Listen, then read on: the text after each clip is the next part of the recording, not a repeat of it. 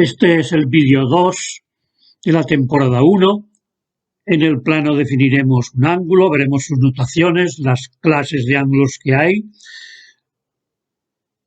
los ángulos que determina una secante al cortar a dos paralelas. Al final del vídeo veremos un postulado, el postulado de Euclides, y aprovecharemos para hacer un ejercicio y demostrar su importancia.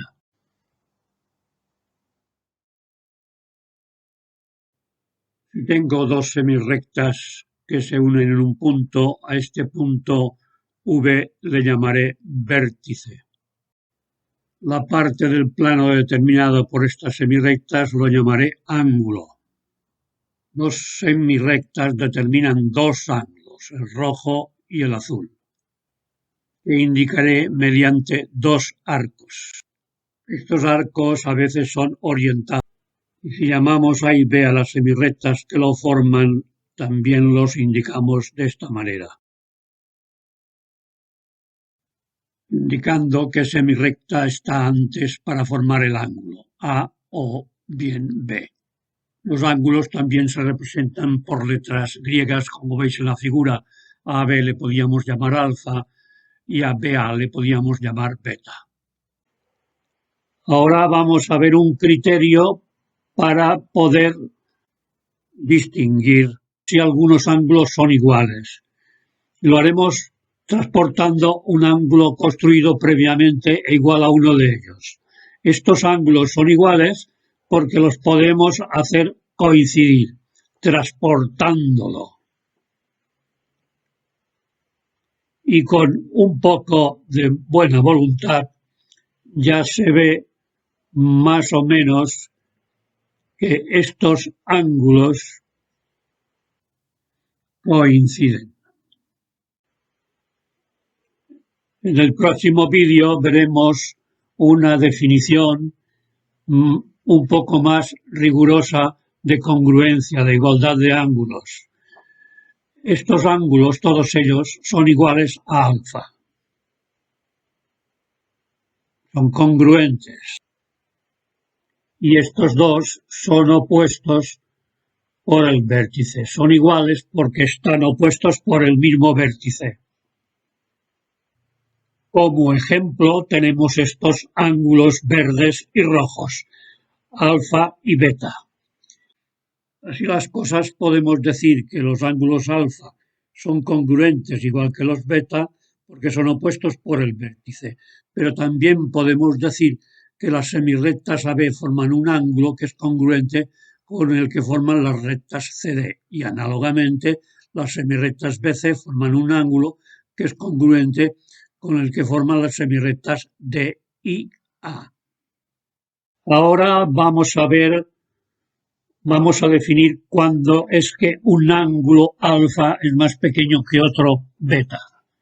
Y es así cuando a alfa se le puede añadir otro ángulo para obtener beta. En este caso que presentamos, los tres ángulos tienen el vértice común y el ángulo beta es la parte determinada en el plano por alfa y por el ángulo que es de color anaranjado. Si dos rectas se cortan como en la figura formando cuatro ángulos congruentes, cuatro ángulos iguales, se dice de ellas que son dos rectas perpendiculares. Y cada ángulo igual es un ángulo recto. Las rectas son A y B, se simboliza de esta manera su perpendicularidad y de esta otra el ángulo. O de esta otra forma. Si el ángulo alfa es menor que un recto que se representa por 1R, se le llama ángulo agudo. El ángulo se llama obtuso y es el ángulo recto menor que beta. Si tenemos dos semirrectas que coinciden con la misma recta y comparten el vértice, la porción de plano determinada por esta recta se llama semiplano y el ángulo es un ángulo plano. es equivalente, por tanto, a un semiplano. Si las semirrectas coinciden, el ángulo es equivalente a 4 rectas. Tenemos ahora 2 paralelas y una recta que los corta, que se llama recta secante.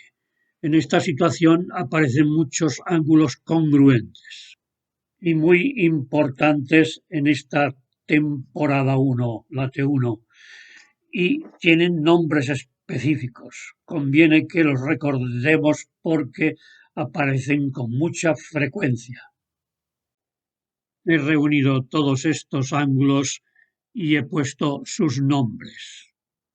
En cada sistema de paralelas son iguales los del mismo color.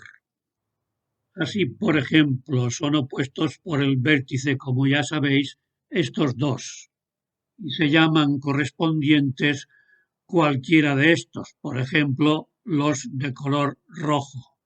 Los alternos internos en esta parte de la figura son los rojos y los verdes.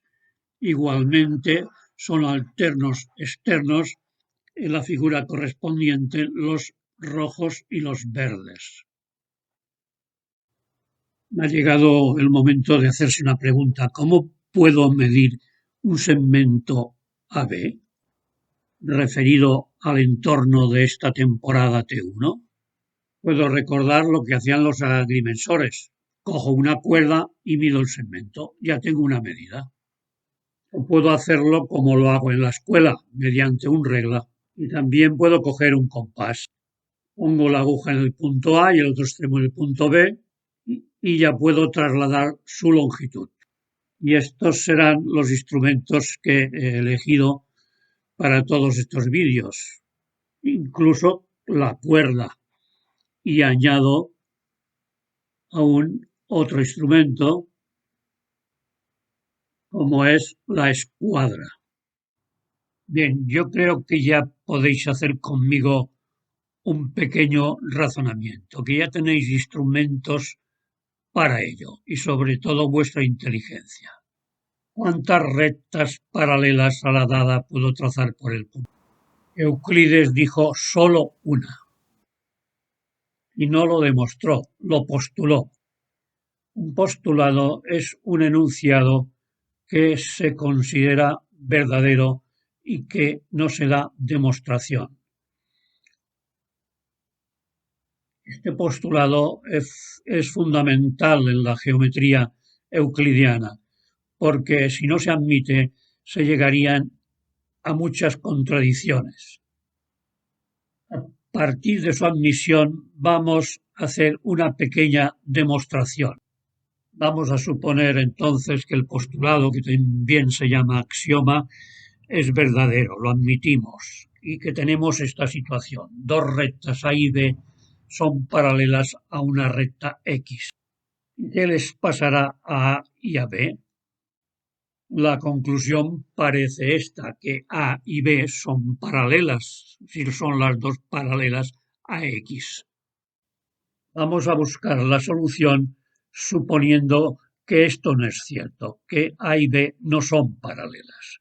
Suposición muy frecuente en matemáticas. Si se cortan, lo harán en un punto, que no sé dónde está, pero que le llamaré P. ¿Y qué ocurre? Ocurre que ya vamos en contra del postulado de Euclides, porque por P hay dos paralelas a una recta X. O sea, forzosamente A y B tienen que ser dos rectas paralelas.